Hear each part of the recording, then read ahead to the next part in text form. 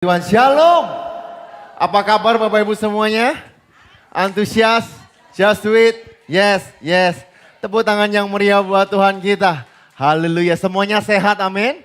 Ya, informasi atau berita-berita yang mengatakan bahwa COVID naik dan sebagainya. Saya mengucap syukur kepada Tuhan bahwa setiap jemaat GBI Keluarga Allah Blessing dilindungi oleh Tuhan. Yang percaya katakan amin.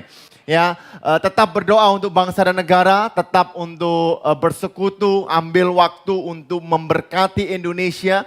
Karena kita percaya biarlah Indonesia dapat menjadi berkat, dapat menjadi contoh bagaimana mengatasi COVID dan biarlah nama Tuhan dipermuliakan. Yang percaya beri tepuk tangan yang meriah buat Tuhan kita. Sebelum saya masuk ke kebenaran firman Tuhan, sama-sama ikuti saya, katakan, aku adalah orang yang paling dicintai Tuhan. Aku adalah orang yang paling dikasihi Tuhan. Katakan, aku diselamatkan oleh kasih karunia. Aku tidak dapat dihancurkan. Karena aku lebih dari pemenang. Tepuk tangan yang meriah buat Tuhan kita. Nah Bapak Ibu dan Tuhan, hari ini sebenarnya saya sedang mempersiapkan khotbah. Jadi ini saya sedikit share sama Bapak Ibu. Ya, saya udah kasih tema yaitu mengucap syukur. Lalu istri saya tanya hari Jumat kalau nggak salah, yang kamu khotbah apa gitu ya. Aku rencana mau membahas mengenai mengucap syukur. Mengucap syukur bagus nggak? Bagus. Tapi istri saya bilang mengucap syukur, oh ya udah. Nah kalau bilangnya cuma oh ya udah, biasanya kalau cewek-cewek ngomongnya singkat berarti ada bahaya Bapak Ibu.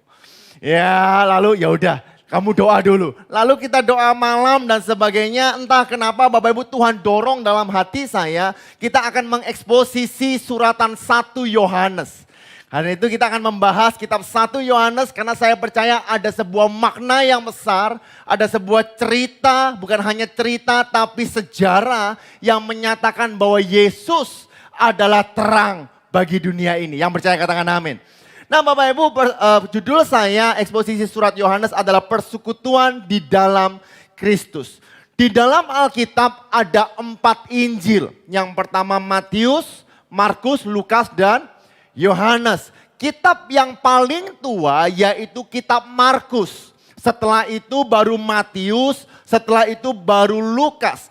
Kitab Yohanes dituliskan jauh setelah Matius, Markus, Lukas. Nah pertama kali yang Yohanes menulis kitab bukan kitab Injil Lukas, tapi Wahyu, yaitu pada saat Yohanes dibuang di Pulau Patmos. Setelah dia menulis kitab Wahyu, barulah ia menulis kitab Injil. Ya, setelah itu baru suratan Yohanes. Perhatikan Bapak Ibu, karena itu kalau Bapak Ibu baca Matius, Markus, Lukas, berbeda sekali dengan kitab Yohanes. Matius, Markus, Lukas semuanya dimulai dari silsilah Yesus, betul nggak? Tetapi berbeda dengan Yohanes. Yohanes langsung mengatakan pada mulanya adalah firman. Firman itu bersama-sama dengan Allah dan firman itu adalah Allah. Mengapa kok ada perbedaan? Karena pada saat itu Yohanes dibuang, Yohanes memiliki persekutuan bersama Tuhan. Memiliki hubungan kepada Tuhan, mendapatkan wahyu. Sehingga Rasul Paulus mengatakan bahwa pada mulanya sebelum semua dijadikan, firman itu sudah ada. Yang setuju katakan amin. Nah, mengacu juga Bapak Ibu kepada apa yang dikhotbahkan kepada Bapak Stefanus Suwarno dalam Kejadian 1 dikatakan pada mulanya, sama-sama katakan pada mulanya. Karena itu Bapak Ibu bahwa sebelum semuanya terjadi, sebelum ada manusia, bahwa firman itu sudah ada. Yang setuju katakan amin. Dan spesialis Tuhan adalah membuat yang tidak ada menjadi ada. Manusia hanya menciptakan dari yang ada menjadi ada. Tetapi tidak dengan Tuhan. Tuhan selalu membuat dari yang tidak ada menjadi ada. Apa yang membuat perbedaan? Sederhana. Karena persekutuan Yohanes bersama dengan Tuhan. Karena itu saya buka seperti ini. Persekutuan tidak akan pernah lepas dari yang namanya hubungan. Setuju nggak? Ya, kalau kita mau persekutuan kita kuat, maka kita harus memiliki hubungan yang kuat. Nah, hubungan yang benar akan memperlihatkan persekutuan yang benar. Persekutuan yang benar akan membawa kehidupan yang benar. Tepuk tangan yang meriah buat Tuhan kita. Nah kalau Bapak Ibu baca di dalam Alkitab, kata persekutuan diambil dari kata koinonia, yaitu salah satu fungsi gereja. Yang artinya juga salah satunya hubungan. Yang artinya yaitu mengambil bagian, intensitas intim, menjual milik sendiri, memerhatikan satu sama lain. Bukankah itu adalah esensi dari gereja? Gereja ini tidak berdiri karena satu orang, tapi saya percaya gereja ini bisa berdiri sampai hari ini. Dan kita dapat beribadah karena semua sepakat bersatu ingin berhubungan dengan Tuhan. Karena itu Bapak Ibu dalam Tuhan, yuk sama-sama kita belajar. Saya percaya firman Tuhan ini akan memberkati Bapak Ibu. Karena itu siapkan catatan Bapak Ibu, yuk kita buka 1 Yohanes 1. Hari ini saya bahas ayat 1 sampai dengan ayat yang ke-10. Ya, kita pelan-pelan saja. Yuk sama-sama kita baca 2, 3. Apa yang telah ada sejak semula, yang telah kami dengar, yang telah kami lihat dengan mata kami, yang telah kami saksikan, dan yang telah kami raba dengan tangan kami tentang firman hidup. Itulah yang kami tuliskan kepada kamu. Bapak Ibu, kitab 1 Yohanes ini ditulis, tokoh agama mengatakan bahwa penulisan ini adalah yang sama dengan Injil Yohanes. Kenapa? Karena pembukaannya sama persis dengan Injil Yohanes. Dikatakan apa yang telah ada sejak semula. Sebelum dunia dijadikan, bahwa firman itu sudah ada. Yang setuju katakan amin. Tetapi dalam suratan 1 Yohanes diperjelas lagi bahwa yang telah kami dengar. Nah, kalau Bapak Ibu belajar bahwa orang-orang Israel itu selalu diajarkan kebenaran firman Tuhan. Tetapi dengar saja tidak cukup, tetapi dikatakan yang telah kami lihat.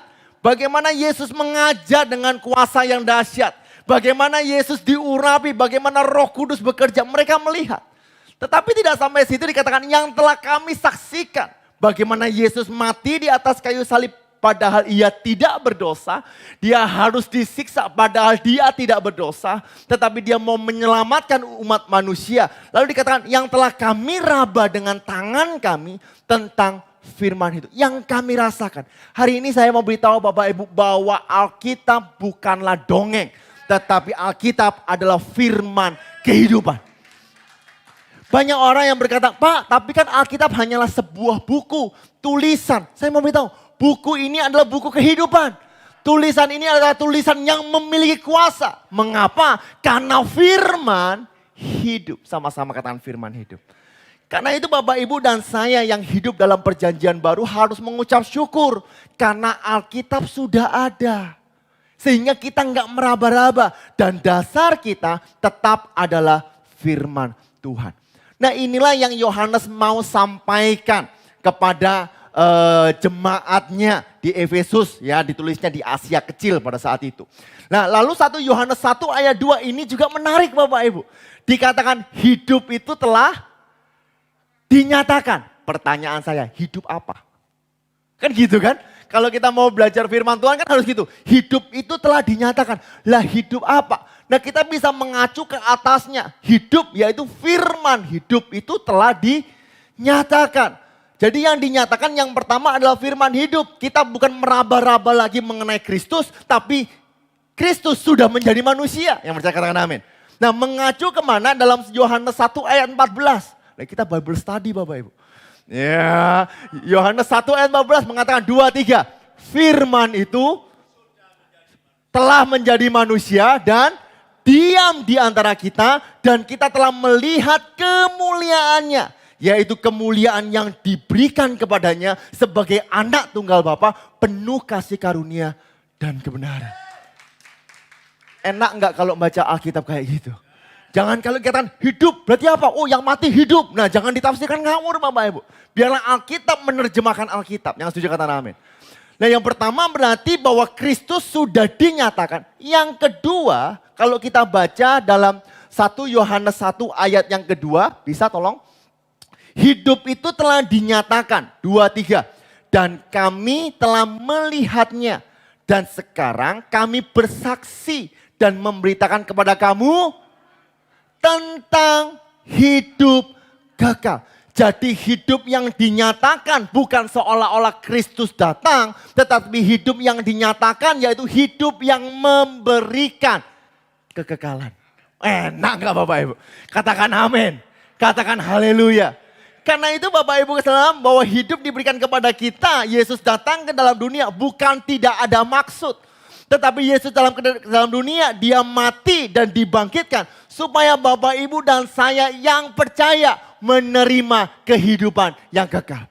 Karena itu di firman Allah berkata barang siapa yang percaya kepadanya tidak binasa, melainkan beroleh hidup yang kekal. Saya mau beritahu, hanya di dalam kekristenan ada kepastian bahwa setiap orang yang percaya menerima kekekalan. Katakan amin, katakan haleluya. Nah kehidupan yang kekal ini untuk apa? Barulah kita masuk bahwa barulah kita masuk ayat ketiga. Apa yang telah kami lihat dan yang telah kami dengar itu kami beritakan kepada kamu.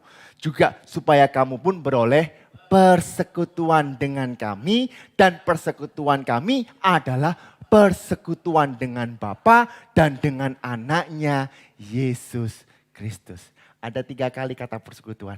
Ada sesuatu yang Yohanes mau tekankan mengenai persekutuan antara Tuhan dan juga orang-orang yang percaya. Yuk kita masuk. Hari ini untuk yang pertama tema saya adalah Tuhan adalah terang. Sama-sama kita baca, 2, 3. Tuhan, saya rasa jemaat GBI Keluarga Allah Blessing bisa memberikan jauh lebih baik. Ya, 2, 3. Tuhan adalah terang. Yuk 1 Yohanes 1 ayat 5-6. Dan inilah berita yang telah kami dengar dari Dia. Dan yang kami sampaikan kepada kamu. 2, 3. Allah adalah terang dan di dalam Dia sama sekali tidak ada kegelapan. Tunggu sebentar, pertanyaan saya sederhana. Terang yang dimaksud di dalam Alkitab dalam 1 Yohanes 1 ayat 5 ini artinya apa? Nah jangan berarti kalau Bapak Ibu mengatakan terang, oh berarti keselamatan, terang. Nah jangan ditafsirkan seperti itu Bapak Ibu. Nah kalau kita baca dalam Kejadian 1 ayat 3 berfirman Allah, saya ajak Bapak Ibu pinter. Yang mau pinter angkat tangan. Ya, Kejadian 1 ayat 3 berfirman Allah, jadilah terang. Terang yang di sini dimaksud apa? Ya terang, sinar. Kan gitu aja. Apakah terang ini berhubungan dengan keselamatan? Enggak. Setuju gak sih? Nah kalau kita baca Ayub 3 ayat 20 mengatakan mengapa terang diberikan kepada yang bersusah-susah dan hidup kepada yang pedih hati. Nah terang yang di sini dimaksud apa? Sebenarnya hanyalah sebuah pemulihan. Setuju enggak? Kalau kita baca lagi dalam Mazmur 27 ayat 1 dari Daud. Tuhan adalah terangku dan keselamatanku. Kepada siapakah aku harus takut? Tuhan adalah benteng hidupku. Terhadap siapakah aku harus gemetar? Ketika penjahat menyerang aku untuk memakan dagingku, yakni semua lawanku dan musuhku, mereka sendirilah yang tergelincir dan jatuh. Yang percaya katakan amin. Pertanyaannya, Tuhan adalah terangku, ini terangnya apa? Halo, kalau kita mengatakan Tuhan adalah terangku, terang artinya keselamatan, teksnya jadi aneh. Tuhan adalah keselamatanku dan keselamatanku. Nah kan lucu. Artinya apa sih di dalam Mazmur 27 ini bahwa Tuhan adalah terangku, adalah Tuhan adalah mercusuarku. Tuhan adalah pelindungku. Sehingga di saat ada penjahat yang menyerang aku, karena Tuhan menjadi mercusuar, maka mereka tergelincir sendiri. Yang setuju katakan amin. Nah lalu apa yang dimaksud dalam Yohanes? Yuk kita baca dalam Injil Yohanes. Yohanes 1 ayat 4-7 mengatakan, dan dalam Dia ada hidup. Dan hidup itu adalah 2, 3.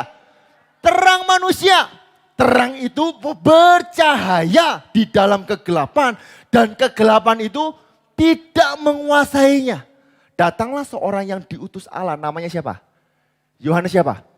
Gunawan, Yohanes Pembaptis ya kan. Ia datang sebagai saksi untuk memberi kesaksian tentang terang itu supaya oleh Dia semua orang menjadi percaya. Jadi jelas Bapak Ibu, terang yang di sini dimaksud adalah Sang Juru Selamat, Sang Mesias. Karena itu kalau kita baca dalam 1 Yohanes menjadi connect bahwa Allah adalah Sang Juru Selamat. Di dalam Dia sama sekali tidak ada dosa. Kan enak Bapak Ibu. Nah kalau kita teruskan dikatakan, dan jika kita katakan bahwa kita peroleh persekutuan dengan dia, namun kita hidup di dalam kegelapan. 2, 3.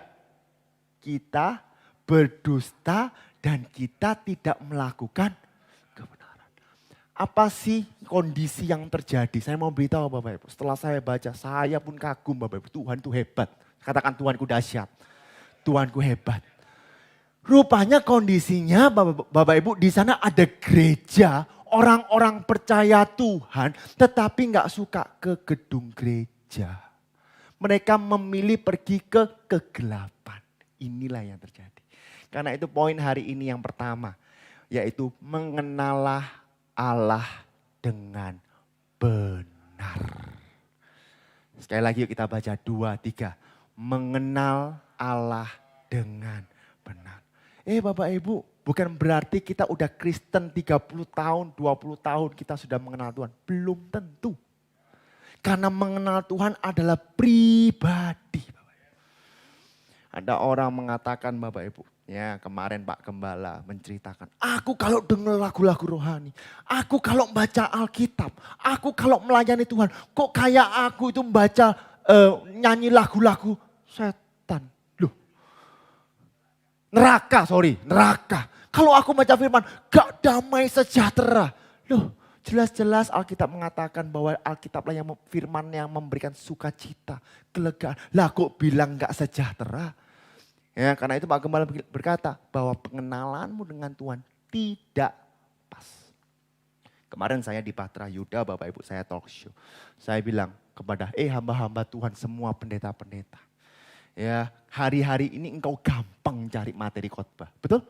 Coba berdoa enter keluar banyak dari ujung bumi sampai ujung bumi keluar Bapak Ibu. Betul ya? Dari yang internasional. Ya, doa artinya apa? Bahasa Inggrisnya apa ya? Masuk ke Google Translate. Doa, pray, masukin ke Google. Langsung keluar semua Bapak Ibu.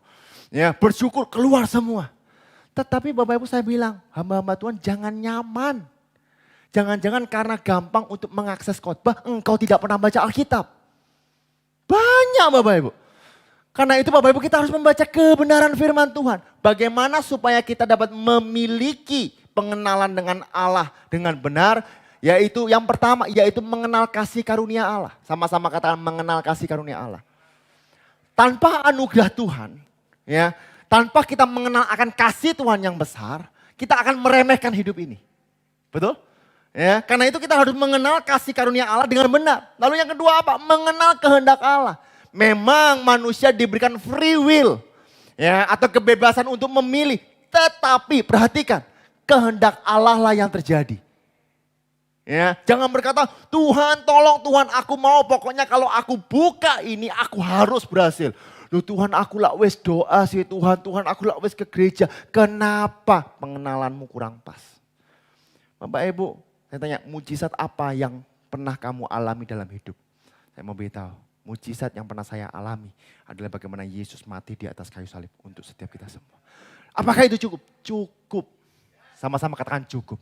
Bukan hanya cukup, tapi lebih dari cukup. Karena tidak ada manusia yang dapat menghapuskan dosa. Kecuali anak tunggal Allah, yaitu Yesus Kristus. Yang percaya beri tepuk tangan yang meriah buat Tuhan. Yang ketiga mengenal Kristus. Ya banyak hal Bapak Ibu saya ambil intinya. Tetapi selain kita mengenal Kristus, mengenal kehendak Allah, mengenal kasih karunia Allah. Yang terpenting juga mengenal diri kita sendiri. Halo. Kita harus tahu posisi kita bahwa kita manusia berdosa. Yang setuju katakan amin. Oh jangan sombong Bapak Ibu. Wah saya ini udah melayani di situ loh. Berpuluh-puluh tahun loh. Ya kenapa kok Tuhan gak menjawab doaku? Jangan-jangan Tuhan sudah menjawab. Tapi engkau gak sadar. Ya, mengenal dosa penting karena upah dosa ialah maut. Setiap kita selayaknya untuk masuk ke dalam maut. Tetapi puji syukur kepada Tuhan. Oleh karena kebaikan Tuhan, setiap kita diselamatkan. Bukan hasil perbuatan. Ya, bukan hasil kehebatan kita. Ya, tetapi semua karena anugerah Tuhan. Lalu apa? Mengenal kuasa Roh Kudus. Ya, beberapa orang WA anak-anak muda terutama ya, WA sama saya. Kok aku berdoa loh setiap hari. Ya, aku tapi gak suka baca firman. Lah kok lucu. Ya kan? Aku suka berdoa, aku suka denger lagu-lagu rohani. Aku kalau denger rohani itu aku semangat gitu ya, aku suka. Terus gimana? Tapi aku kalau baca firman kok ngantuk. Saya beritahu seperti Pak Gembala katakan, kurang pas. Betul? Ya. Sekarang saya mau tanya, kalau engkau berdoa tanpa firman, yang mau didoakan percayalah. Pasti gini, Tuhan aku mau, Tuhan aku mau, Tuhan aku mau, Tuhan tolong aku, Tuhan yang terjadi Tuhan, Tuhan aku butuh mujizatmu. Betul gak? Betul gak? Tetapi kalau engkau mengenal kebenaran dengan pas, dengan kebenaran firman Tuhan, engkau hanya katakan terima kasih Tuhan. Aku mengucap syukur. Di saat engkau menghadapi masalah yang besar, engkau gak bilang bahwa Tuhan jawab Tuhan. Enggak, engkau hanya berkata, Tuhan aku percaya. Segala perkara dapat aku tanggung di dalam engkau yang memberikan kekuatan. Aku percaya Tuhan bahwa tidak ada yang mustahil bagi Tuhan. Dan aku percaya tidak ada yang mustahil bagi percaya. Pak tapi doaku gak dijawab-jawab dan sebagainya. Mengucap syukur Tuhan sedang sediakan yang terbaik. Rancangan Tuhan di atas rancangan kita. Jalan Tuhan di atas jalan kita. Yang setuju katakan. Lalu untuk semuanya ini apa yang harus kita lakukan? Sederhana. Firman Tuhan, Alkitab, kebenaran. Satu-satunya cara untuk mengenal Allah dengan benar. Gak ada yang lain Bapak Ibu. Saya nemukan ayat ini luar biasa Bapak Ibu. Ya, banyak orang berdoa. Aku sudah 10 tahun bergumul mengenai usahaku. Gak maju-maju. Aku udah doa minta Tuhan. Aku udah bergumul ini, bergumul itu dan sebagainya, dan sebagainya. Kenapa Tuhan gak menjawab? Yuk sama-sama kita baca. Yohanes 8 ayat 43. 2, 3. Apa sebabnya kamu tidak mengerti bahasaku? Sebab kamu tidak dapat? Lah. Saya mau tanya, Tuhan sudah jawab belum? Sudah. Lalu kita gak baca firman, yuk kita yang gak ngerti. Setuju gak? Bukan saya yang ngomong loh ini. Ya, Tuhan yang ngomong loh Bapak Ibu. Kenapa kamu gak ngerti bahasaku? Mengapa kamu gak mengerti bahwa aku sudah memberkati kamu? Karena engkau tidak menangkap firmanku. Karena itu Bapak Ibu kalau engkau membaca firman, ini saran saya satu Bapak. Kalau engkau membaca firman, doa, minta Roh Kudus mengosongkan pikiran. Jangan kalau baca firman, ya kemarilah engkau yang latih lesu. Oh ini khotbah Pak Gem, pasti Pak Gem ngomong kayak gini. Jangan Bapak Ibu, biarlah firman itu berbicara. Karena firman Tuhan adalah firman kehidupan. Yang setuju katakan amin. Yang setuju katakan yes. Yesaya 5 ayat 20. Ya.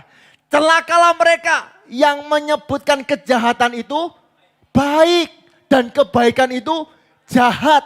Yang mengubah kegelapan menjadi terang dan terang menjadi kegelapan. Yang mengubah pahit menjadi manis dan manis menjadi. Nah ini kan kontradiksi semua Bapak Ibu. Rupanya Bapak Ibu setelah pelayanan saya baru ngerti Bapak Ibu. Ada orang tuh Pak Gem ya beberapa sebelum COVID doa.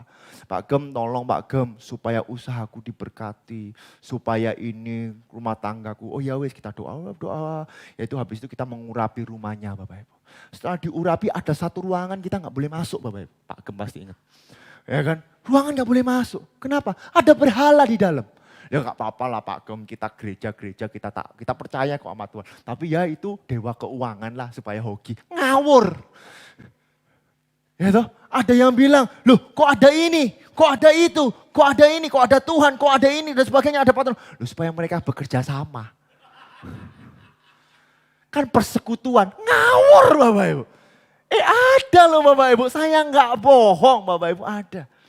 Ya, Tuhan mengatakan bersukacitalah ke gereja. Yes, haleluya. Puji Tuhan. Di belakang layar, bujui enggak karu-karuan. Itu sama, mengubah yang baik menjadi jahat. Bapak Ibu, bagi Bapak Ibu semuanya. Ya, saya mau beritahu. Tuhan adalah Tuhan yang cemburu. Tuhan adalah Tuhan yang cemburu. Percaya kepada Tuhan 100%. Percayalah Bapak Ibu. Penyertaannya selalu sempurna untuk orang-orang yang percaya. Tepuk tangan yang meriah buat Tuhan kita. Yang kedua Bapak Ibu, kalau kita menerima terang itu ada kabar gembira. Dosa kita diampuni dan kita menjadi pribadi yang baru. Loh Pak, tapi dosaku banyak. Dosamu diampuni di saat engkau percaya kepada Tuhan. Yang percaya katakan amin. 1 Yohanes 7 dan 9. Ya, kita loncat. Tetapi jika kita hidup di dalam terang sama seperti dia, ada di dalam terang. Nah ini sebenarnya agak lucu kalau Bapak Ibu baca. Ya, tadi di ayat yang pertama, di ayat yang kelima mengatakan bahwa Tuhan adalah terang. Betul ya? Ya, tetapi jika kita hidup di dalam terang, sama seperti dia ada di dalam terang. Ada yang tanya kalau teologi, Pak Tuhan itu di dalam terang atau Tuhan itu terang? Beda gak sih Tuhan itu terang dan Tuhan di dalam terang? Ya beda. Tetapi kalau Bapak kita belajar sama-sama Bapak Ibu bahwa Tuhan itu terang. Tapi Tuhan tidak pernah meninggalkan terang itu karena itu Tuhan tetap ada di dalam terang. Yang setuju katakan amin. Keselamatan hanya ada di dalam terang Kristus. Tidak bisa kemana-mana Bapak Ibu. Ya ini masuk ke poin yang pertama tadi. Saya lanjutkan. Maka kita beroleh persekutuan seorang dengan yang lain. Dan darah Yesus anaknya itu menyucikan kita daripada segala dosa. Ayat 9 kita baca sama-sama 2, 3. Jika kita mengaku dosa kita, maka ia adalah setia dan adil. Sehingga ia akan mengampuni segala dosa kita dan menyucikan kita dari segala kejahatan. Tepuk tangan yang meriah buat Tuhan kita. Bapak Ibu dalam Tuhan dikatakan seperti ini. Maka ia adalah setia dan adil. Separah apapun masa lalumu. Di saat engkau menerima Yesus sebagai Tuhan dan Juru Selamat. Di saat engkau bertobat meminta ampun kepada Tuhan. Separah apapun dosamu sudah ditebus. Yang setuju katakan amin. Tapi perhatikan baik-baik. Bukan berarti keadaanmu di dunia tiba-tiba langsung berubah. Halo? Ya, dikatakan dia setia dan adil. Buah dari dosa engkau tetap harus menanggungnya. Ya, saya kasih ilustrasi sederhana deh. Sederhana sekali. Ada orang korupsi besar-besaran. Ya, uang banyak diambil. Dan sebagainya. Tengah-tengah bertobat. Puji Tuhan. Puji Tuhan. Bertobat terima Yesus. Yes, saya gak mau korupsi lagi. Terus setelah jalan menjadi Kristen, menjadi garam dan terang 3 tahun. Tiba-tiba ketemon. Tetap ditanggung gak? Apa kita bisa bilang, hidupku tidak sama lagi. Sudah diberikan sama Tuhan. Ngawur Bapak Ibu. Ya, harus bertanggung jawab tuh Pak Gembala. Tapi di saat engkau bertanggung jawab, percaya bahwa pencobaan yang kamu alami tidak akan melebihi kekuatanmu. Sebab dialah yang setia, yang ada dalam kehidupan kita, yang memberikan kekuatan. Ada ide yang baru, ada kreativitas yang baru, sehingga ada sesuatu yang baru. Yang percaya katakan amin. Ya, Pak Gem cerita. Ya, Pak Gem lain kali harus cerita, Pak Gem yang masa lalu itu loh, Pak Gem yang naik sepeda motor nangis. Nah itu harus cerita, karena sudah lama kan, betul ya. Ya, nanti deh Pak Gem cerita, nanti saya intinya Pak Gem utang banyak, bertobat, utangnya tetap ada, nggak hilang. Ya kan? Ya tetapi Bapak Ibu ya bahkan akhirnya Bapak Ibu orang yang paling pelit justru yang berani mengasih kepercayaan kepada Pak Gem. Dan disitulah titik balik dan percaya bahwa Tuhan adalah Tuhan yang hidup. Yang percaya katakan. Nah lain kali diceritakan Pak Gem. Yang mau dengar ceritanya angkat tangan. Luar biasa, tepuk tangan yang meriah buat Tuhan kita. Karena itu Bapak Ibu dosa kita sudah diampuni. Sama-sama kata dosaku sudah diampuni. Bukan karena kekuatanku. Bukan karena kesalehanku. Bukan karena pelayananku. Bukan karena kesetiaanku. Tapi semua karena kasih karunia Tuhan.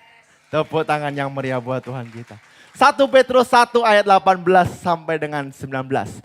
Sebab kamu tahu bahwa kamu telah ditebus dari cara hidupmu yang sia-sia.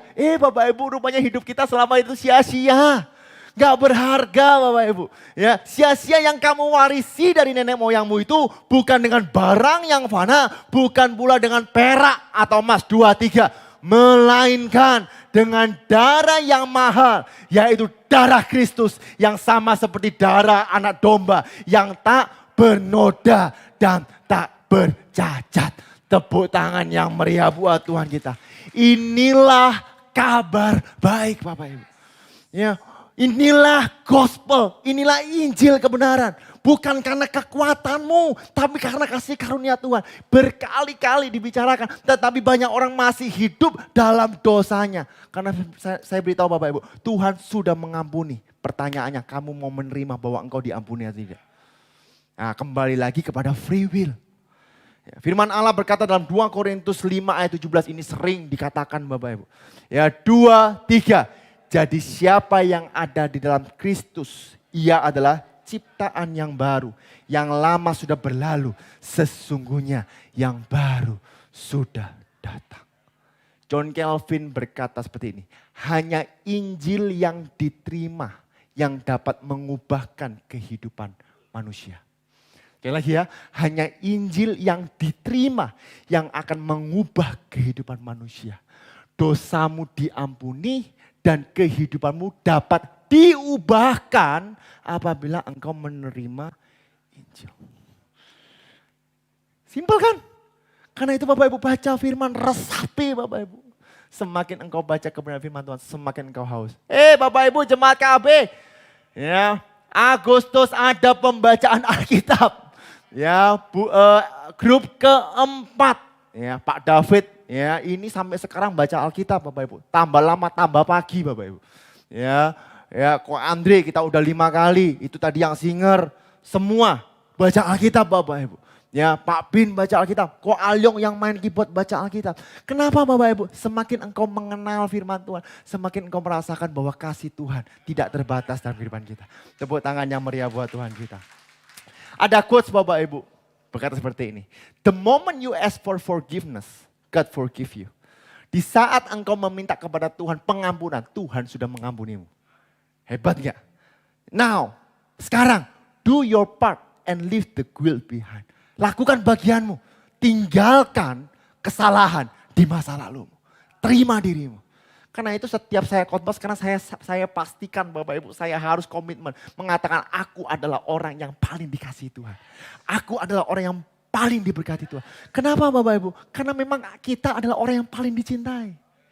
Siapa sih manusia Bapak Ibu? Ayo di sini Bapak Ibu, siapa yang hebat? Ya, siapa yang Pak, saya dari lahir sampai sekarang tidak pernah berdosa. Saya kudus Pak, tidak bisa Bapak Ibu. Ya, engkau lahir dalam dunia, dosa sudah menyelimuti engkau. Karena kita hidup dalam daging. Halo. Ya, kadang manusia mengkotak-kotakan. Itu dosa besar, itu dosa kecil. Ya, korupsi dosa enggak? Dosa besar. Ngotit enggak. Ya kan? Bohong di publik dosa besar. Ya, tapi kalau bohong kecil-kecil enggak dosa. Yang bilang siapa? Dosa adalah dosa. Dan setiap kita semuanya berdosa. Dan kita semua layak dihukum. Tetapi Tuhan mati di atas kayu salib. Dan mengatakan tetelestai, sudah selesai. Ya, dia mati. Tapi saya mau beritahu, bukan hanya mati. Bahkan maut pun tidak bisa menghalangi kuasa Tuhan. Ia bangkit mengalahkan maut. Dan memberikan kepada kita seorang penolong, yaitu Roh Kudus. Dan dikatakan setiap orang yang percaya dan menerima Roh Kudus diberinya kuasa. Tepuk tangan yang meriah. Yang terakhir Bapak Ibu, pemain musik bisa maju ke depan. Loh kok dengarin kok Yosua cepat. Karena saya mau berdoa buat Bapak Ibu semuanya. Yang terakhir adalah kesadaran atau pengakuan adalah kunci pemulihan. Yuk sama-sama kita baca. 2, 3.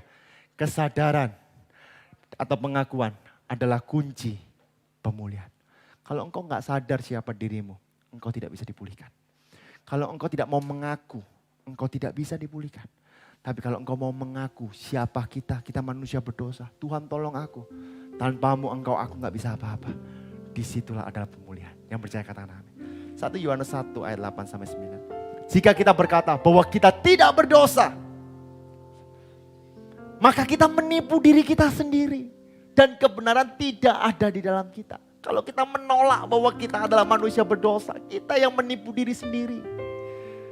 Perhatikan, jika kita mengaku dosa kita, maka ia adalah setia dan adil. Sehingga ia akan mengampuni segala dosa kita. Bukan hanya mengampuni, menyucikan kita dari segala kejahatan. Ayat 10 berkata seperti ini. Dan jika kita berkata bahwa kita tidak ada berbuat dosa, maka kita membuat dia menjadi pendusta. Malah lebih parah Bapak Ibu. Dan firman-Nya tidak ada di dalam kita. Kalau kita berkata bahwa Pak, aku gak berharga, aku gak berdosa. Sebenarnya kita sedang mendustai Tuhan. Karena dia datang hanya untuk Bapak Ibu dan saya. Supaya menerima kemenangan yang dari Bapa. Bapak Ibu, hari ini apa masalahmu? Apa kesalahanmu? Apa yang mungkin engkau lupa? Apa kepahitanmu? Mungkin engkau merasa bahwa dirimu gak berharga. Engkau mungkin merasa bahwa dirimu sia-sia. Hari ini ada kabar gembira Bapak Ibu. Bahwa Tuhan adalah terangmu. Tuhan memberikan cahaya kemuliaannya untuk engkau. Dan setiap engkau yang percaya kepada sang terang itu. Dan engkau hidup di dalam terang itu. Dosamu sudah diampuni. Dan engkau akan dipulihkan. Yang setuju katakan amin. Ayat terakhir dari saya 1 Timotius 1 ayat 15 ayat 16. Rasul Paulus berkata seperti ini. Perkataan ini benar dan patut diterima sepenuhnya. Kristus Yesus datang ke dunia untuk menyelamatkan orang berdosa. Dan di antara mereka, akulah yang paling berdosa. Tetapi perhatikan, justru karena itu aku dikasihani. Agar dalam diriku ini sebagai orang yang paling berdosa, Yesus Kristus menunjukkan seluruh kesabarannya. Dengan demikian, aku menjadi contoh bagi mereka yang kemudian percaya kepadanya dan mendapat hidup yang kekal. Tepuk tangan yang meriah buat Tuhan. Kalau Bapak Ibu mengaku dirimu bahwa engkau adalah manusia berdosa, percayalah kehidupanmu akan diubahkan. Pak, tapi kehidupanku diubah gimana? Utangku banyak. Utang bukan sumber masalah. Pola pikir, jiwa kita, mindset, mental, itu sumber masalahnya. Dan itu dosa menguasai keinginan hawa nafsu. Di saat engkau terima Yesus, terangnya masuk. Memang utang ada, tapi engkau bisa memanage keuanganmu. Engkau bisa memanage kesehatanmu. Dan engkau bisa menjadi berkat. Supaya banyak jiwa diselamatkan. Dan menerima kehidupan yang kekal.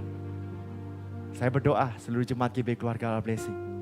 Hari ini menerima terang Kristus dalam kehidupan. Tuhan Yesus memberkati.